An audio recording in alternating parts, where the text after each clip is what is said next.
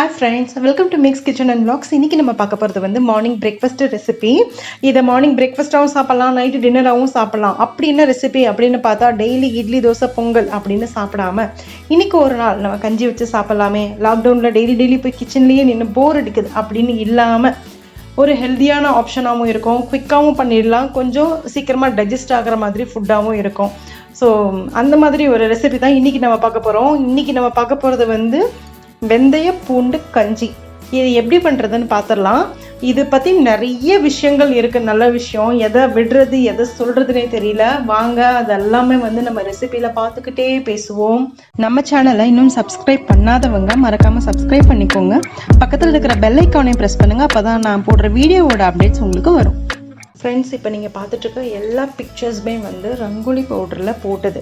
இது உங்களால் நம்ப முடியுதா? என்னோடய ஃப்ரெண்டு வந்து இதை பண்ணுறாங்க. சத்யா ராம்குமார் ரங்கோலிஸ்ன்னு சொல்லிட்டு அவங்க ஒரு யூடியூப் சேனல் ரன் பண்ணிகிட்ருக்காங்க. அதில் அவ்வளோ சூப்பராக இருக்கும் அவங்களோட ட்ராயிங்ஸை. ஈவன் செம்பருத்தி பூவாக இருக்கட்டும், இல்லை ரஹ்மானோட போர்ட்ரேட், தோனியோட போர்ட்ரேட், அன்னை தெரசா அவங்களோட போர்ட்ரேட், இதெல்லாம் விவேக் சாரோட போர்ட்ரேட்டு, இதெல்லாமே வந்து ரொம்ப அழகாக ரங்கோலி பவுடர்லேயே பண்ணியிருப்பாங்க. நீங்கள் கண்டிப்பாக போய் பாருங்கள். நான் யூடியூப் சேனலோட லிங்க் வந்து டிஸ்கிரிப்ஷன் பாக்ஸில் கொடுக்குறேன். நீங்கள் கொடுக்குற ஒரு கமெண்ட்டும் சரி, ஒரு ரிவ்யூவும் சரி, எங்களுக்கு மிகப்பெரிய மோட்டிவேஷனலாக அமையும். So keep supporting us. Stay safe. வெந்தய கஞ்சிக்கு தேவையானது வந்து நான் ஒரு 150 கிராம் பச்சரிசி எடுத்திருக்கேன். அதை கழுவி ஊற வச்சுருக்கேன். ஒரு 20 பல்லு பூண்டு, ஒரு 1/2 டீஸ்பூன் வெந்தயம், தேங்காய் வந்து ஒரு அரை முடி தேங்காய் இருக்கும், சின்ன தேங்காய் வந்து ஒரு அரை முடி தேங்காய் இருக்கும், அதை வந்து குட்டி குட்டியாக நறுக்கி வச்சுருக்கேன். உப்பு இவ்வளோ தான் தேவை. ஆல்ரெடி நான் தண்ணி காய வச்சுருக்கேன். இப்போ நம்ம இந்த வெந்தயத்தை எடுத்து நம்ம அந்த தண்ணியில் போட்டுடலாம். நான் ஒரு 1/2 லிட்டர் தண்ணி எடுத்திருக்கேன். அந்த தண்ணியில் ஒரு 1/2 டீஸ்பூன் வெந்தயம், அதுக்கப்புறமா பூண்டு, இது எல்லாம் வந்து நல்லா வேகட்டும். உங்களுக்கு தண்ணி வந்து வெந்தயம் போட்டிருக்கனால கொஞ்சமாக லைட்டாக ஒரு எல்லோ கலரில் சேஞ்ச் ஆகும். இப்போ இது நல்லா வேகட்டும். பார்த்திங்கன்னா பூண்டு வெந்தயம் வந்து குக் ஆகிடுச்சு. தண்ணி வந்து கலர் மாறிடுச்சு பாருங்க. இப்போது அரிசி போட்டுக்கலாம்.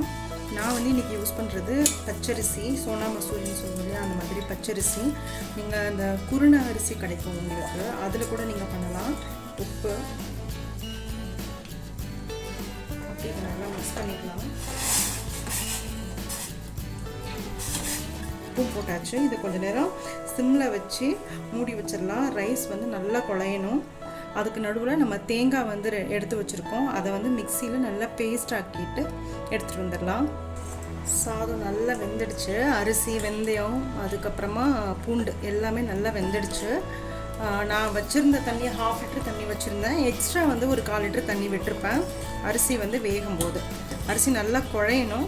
முடிஞ்ச இப்படி கொஞ்சம் லைட்டாக வந்து மசிச்சு விட்டுக்கோங்க. அப்போ கொஞ்சம் நல்லா சேர்ந்து வரும். கஞ்சியாக விதையாக இருக்காது சாப்பாடு. ஸோ இந்த மாதிரி லைட்டாக இப்படி உடச்சி விட்டுட்டு நம்ம தேங்காய் அரைச்சி வச்சுருக்கோம், அதையும் ஊற்றிட்டு ஒரே ஒரு கொதி வந்தோடனே இறக்கிடலாம். நல்லா இது நீங்கள் பண்ணும்போதே வீடு நல்லா கமகமான்னு இருக்கும் ஸ்மெல்லு. ஏன்னா வெந்தயம் அந்த பூண்டு வந்து வெந்த ஸ்மெல்லு அரிசியோடு சேர்த்து சூப்பராக இருக்கும். இதை இன்னும் ஒரு 5 நிமிஷம் வந்து வேகட்டும். இன்னும் நல்லா கொஞ்சம் குழஞ்சி வரணும். இப்போ தேங்காய் ஊற்றிடலாம். தேங்காய் எந்த அளவுக்கு ஊற்றுறீங்களோ அந்த அளவுக்கு உங்களுக்கு டேஸ்ட் இருக்கும். இதுதான் அந்த ஃப்ளேவரை என்ஹான்ஸ் பண்ணுறது. ஸோ இதை நல்லா மிக்ஸ் பண்ணிக்கோங்க. தேங்காய் ஊற்றிட்டு அப்படியே விட்டுறாதீங்க. ஒரு இடம் நல்லா கலக்கி விட்டுக்கோங்க, ஏன்னா அடிப்பிடிக்கிறதுக்கு வாய்ப்பு இருக்குது. பார்த்திங்கன்னா உங்களுக்கு கன்சிஸ்டன்சி சூப்பராக வந்துடுச்சு பாருங்கள். நல்லா இது மாதிரி கொஞ்சம் மிக்ஸ் பண்ணிக்கோங்க தேங்காய் ஊற்றுனதுக்கப்புறமா. ஏன்னா கீழே அடிப்பிடிக்க வாய்ப்பு இருக்குது. ஏன்னா நான் ஸ்டீல் பாத்திரம் வச்சுருக்கேன். நார்மலாக அம்மா தான் இண்டாலியம் பாத்திரமில் செய்வாங்க, அதனால் உங்களுக்கு அடியெல்லாம் பிடிக்காது. அவ்வளோதான். இதை சர்வ் பண்ணிடலாம். நல்லா ஒரு பெரிய பிளேட்டில் போட்டு ஆற வச்சு கொடுப்பாங்க. சூப்பராக இருக்கும் சாப்பிட டேஸ்ட்டு. கண்டிப்பாக வீட்டில் இதை ட்ரை பண்ணி பாருங்கள்.